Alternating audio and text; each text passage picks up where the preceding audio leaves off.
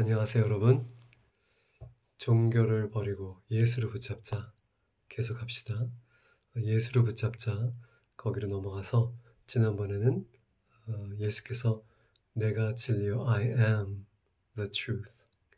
내가 진리요, 이렇게 말씀하신 것을 우리가 달았는데 또한 팩트, 그 다음에 진실, 진리 세 가지를 구분하자. 지난번에 말씀드린 이유는 팩트, 예를 들어서 병원에 갔는데 몸이 아파서 갔는데 암이다. 이건 팩트죠. 예. 그들이 잘못 조사할 수도 있지만 일단 결과가 암으로 나왔고, 진실은 뭐냐면 있는 그대로의 상태, 암이기 때문에 사하기, 곧 죽는다. 아니면 약물을 투여해서 살려보자. 진실입니다. 팩트에 대한 진실. 진리가 무엇이냐? 진리는 예수님께서 우리의 몸을 만드셨고 그가 인간의 모습으로 채찍을 마셔서 우리가 나음을 입었다 선포하셨기 때문에 이 팩트와 진실을 넘어선 예수님 진리의 권위가 가장 높기 때문에 그거를 우리가 받아들이고 그 진리를 우리가 선포해서 팩트와 진실로부터 오는 소망이 없고 나쁜 소식, 절망적인 이야기를 극복한다는 거죠. 자유케 된다는 거죠. 두려움과 걱정, 근심에서. 부부가 오랫동안 성격 차이로 막 오랫동안 싸워서 화목할 이런 그런 기미가 안 보이는데, 그런 상황에서 팩트는 너무 성격 차이가 있다. 진실은 그래서 헤어지고 싶다. 너무 차이가 나가 싸우고 헐뜯고 덕이 못 되기 때문에 이혼하고 싶다. 여기서 끝나면 소망이 없고 여기서 끝나면 사실은 그 길은 하나밖에 없죠. 그죠? 헤어져야 되는 거고. 그래서 엄청난 많은 아픔들이 나오는데 팩트, 진실 위에 진리까지 가야 되는 거죠. 진리는 뭐냐? 예수님께서 우리 결혼 부부 생활의 주인이시다. 그분이 우리를 도와줄 수 있다. 우리의 마음을 변화시킬 수 있고 우리의 생각을 새롭게 할 수 있고 부부가 화목되고 사랑을 회복할 수 있게 도와주시는 우리의 힘이 아닌 예수 그리스도께서 하실 수 있다. 이게 진리라는 거죠. 그죠? 팩트, 진실, 진리. 이 세 가지를 구분해서 팩트를 우리가 보고 받아들이죠. 진실도 있는 그대로 우리가 얘기를 하죠. 하지만 거기서 멈추지 않고 진리신 예수님께 가서 그분이 우리 상황과 환경과 질병과 어려움과 다툼과 아픔과 부족함에 대해서 어떻게 말씀하시냐. 그것이 모든 상황과 환경과 모든 이것을 초월하는 최고의 권위이기 때문에 우리가 거기까지 이르러서 진리신 예수님, 주님의 진리의 말씀이 이 상황에서 무엇입니까? 그걸 물어봐야 된다는 거죠. 그분이 하실 수 있고 불가능도 하실 수 있고 모든 걸 변화시킬 수 있는 능력이 있는 분이시기 때문에 진리까지 항상 이르는 우리가 거기까지 가야 됩니다. 팩트는 늘 듣는 이야기고 진실도 팩트에 대한 결과인데 거기서 끝나면 우리의 힘으로 할 수 있는 게 없는데, 소망이 없는데, 걱정, 의심, 두려움으로 가득 차는데, 진리는 뭐냐면 이 모든 상황을 넘어서는 예수께서 어떻게 말씀하시냐. 그분이 우리의 삶의 최고 권위자니까 그분께 가서 진리를 얘기해 주세요. 가능합니까? 도와줄 수 있나요? 이런 상황에서 어떻게 해야 되냐요? 그럼 진리이신 예수님이 정확하게 이런 것들을 도와주시고 말씀하시고 고치시고 능력을 행하시고 마음을 변화시키시고 그 진리가 우리를 자유케 합니다. 모든 질병과 아픔과 근심 걱정에서 우리를 자유케 해주시는 겁니다. 예수님이 그래서 이 세상에는 어둠이 있고 죄를 선택한 인간들이 있기 때문에 이 세상에서는 요한복음 6장에 환난이 있을 것이다. 환난이 있을 것이다. 하지만 두려워하지 말라. 낙심하지 말라. 내가 그걸 다 극복해서 이게 진리예요. 이 세상의 팩트와 진실들이 어둠과 죄와 모든 인간의 약함을 얽혀 있지만 진리신 예수님 그걸 다 극복하셨대요. 고로 우리도 극복할 수 있다는 주님의 약속의 말씀입니다. 어떤 소식이 들어도 어떤 환경과 상황이 변하고 바뀌고 어려워지고 힘들어져도 우리는 진리를 붙잡으면 됩니다. 그래서 자유할 수 있는 것입니다. 네, 그게 지난번 얘기의 요점이고 오늘은 세 번째 그 똑같은 구절에서 예수께서 이르시되 요한복음 14장 6절 내가 길이요 진리요 생명이니 생명 life. 이 단어는 엄청난 단어인데 이 단어는 정말 엄청난 단어입니다. 히브리어로 찾아보면 이 단어는 하임, 그래서 우리가 엘하임을 커뮤니티를 그 단어에서 따왔는데 하나님의 생명, 엘하임, 복수예요. 하나님이라는 단어도 여러분 히브리어의 엘로힘이잖아요. 우리가 잘 아는 엘로힘, 그것도 엘로의 복수예요. 하나님들이라는 거예요. 있는 그대로 이제 번역하자면 복수 단어입니다. 엘로힘, 성부, 성자, 성령 하나님을 상징하는 단어이겠죠. 그렇다면 하임, life라는 그 히브리어 단어도 왜 복수일까요? 그걸 그렇게 생각을 하는데 여러 학자들이 여러 다른 그런 의미들이 있지만 저는 개인적으로 마찬가지로 life라는 것은 예수님뿐만 아니라 하나님의 생명, 성령님의 생명, 예수님의 생명, 이 생명의 총체를 통틀어서 life, 그래서 복수가 아닐까 저는 개인적으로 생각하지만 어떤 사람들은 만물이 온갖 여러 가지 생명으로 가득 차 있으니까 복수가 되지 않느냐. 그리고 생명체는 혼자 절대로 존재할 수 없고 생명체라는 것은 다른 생명체 가운데 있어야 되지 사람이 혼자 있는다 해도 사람은 혼자 있지만 그 주변에 생명체로 같이 있어야 되기 때문에 생명체는 절대로 혼자 존재할 수 없으니까 복수다, 하임 그렇게 얘기하는 학자들이 있는데 뭐 그것도 맞는 말인 것 같아요. 근데 저는 제 개인적인 의견은 생명은 하나님의 생명, 성령님의 생명, 예수님의 생명 다 생명이기 때문에 복수가 아닐까 합니다. 헬라어로 생명은 zoe, 육체적인 또 영적인 생명을 통틀어서 육체적인 영적인 존재란 뜻입니다.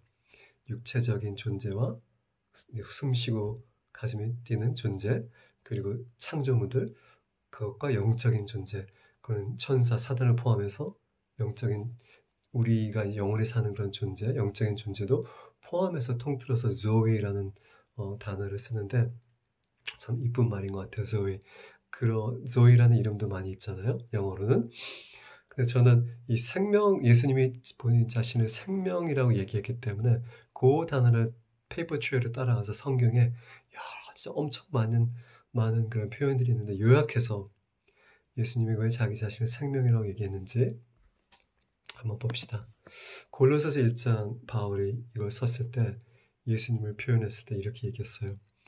골로새서 1장 16절 만물이 그에게서 창조되되 그는 예수님이에요. 하늘과 땅에 보이는 것과 보이지 않는 것들과 혹은 왕권이나 주권의 통치자들, 영적 세력들도 얘기하는 거 권세자들 만물이 다 그로 말미암고 그에게서 나왔다는 거예요.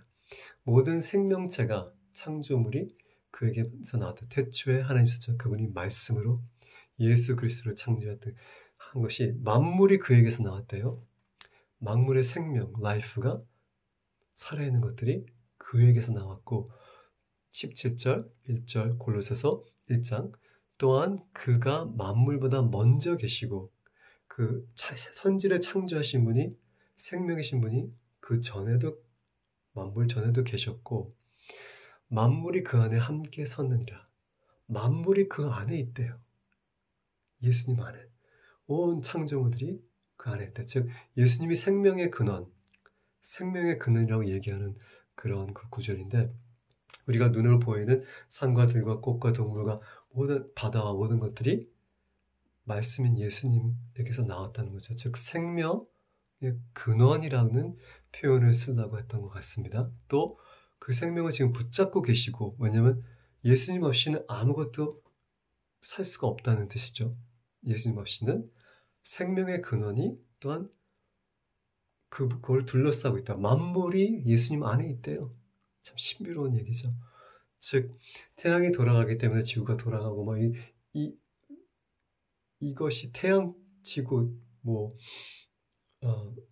산소 뭐 이런 것 때문에 우리가 살아있는 게 아니라 예수님이 우리를 붙잡고 있기 때문에 생명의 근원이 이 생명을 붙잡고 있기 때문에 지금 살아있고 태양도 존재하고 지구도 돌아가 있고 산소가 지구 안에 있다는 그런 뜻입니다. 엄청난 그 단어죠. 생명이라는 단어는. 단지 뭐 두근두근 뛰는 움직이는 그런 세포들을 표현하는 것이 넘어서서 생명이 그 전에 계셨는데 생명이 생명을 창조했어요. 자기로부터 만물이 나왔어요. 그거를 유지하고 있는 분도 그분이세요. 예수님. 그래서 우리가 We live and breathe and have our being in Christ 말씀에도 우리가 숨쉬고 살고 하는 우리가 존재하는 건 예수 그리스도 안에 있다. 이렇게 얘기하는데 맞습니다. 우리가 지금 살아있는 이 순간도 예수님이 붙잡고 있고 지구가 살아있는 것, 온전하게 있는 것들도 사람들이 그것을 파괴하고 공해를 일으키고 하지만 지금 존재한다는 것 자체가 예수님이 붙잡고 있기 때문에 그런 말씀입니다.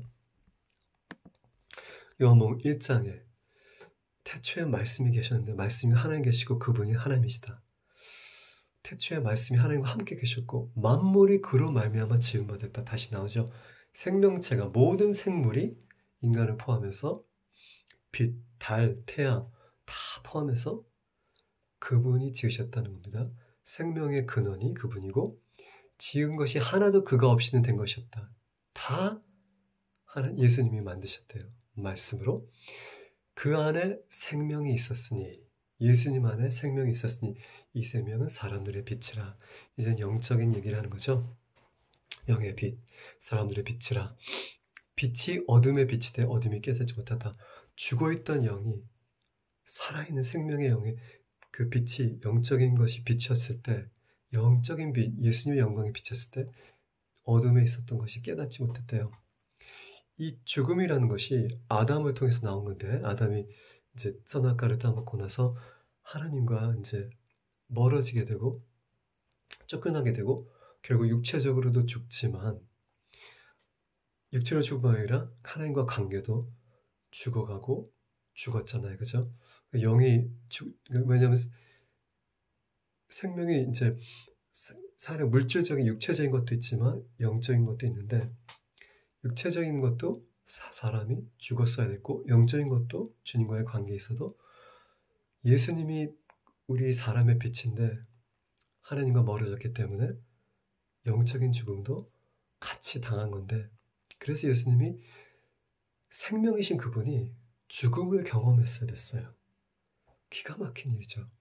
한 번도 죽어보지 않고 죽음이라는 단어 자체를 모르시는 분이 어둠이 없었던 분이 우리의 모든 죄를 뒤집어 쓰고 그 육체가 십자가에서 죽으면서 그의 영도 하나님과 그래서 엘리 라마 사박다니 하나님 나의 아내 나의 왜 나를 버리셨다니까 육체를 집어서서 저주가 돼서 죽어가는 사람 예수님이 이 두 가지를 다 경험한 겁니다.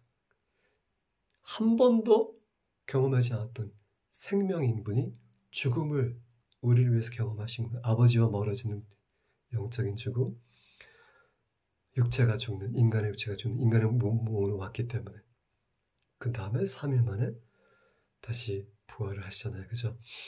이 생명이신 분이 죽음까지도 경험했던 이유는 우리를 너무 사랑하셨기 때문에 생명 자체가 죽음을 경험하고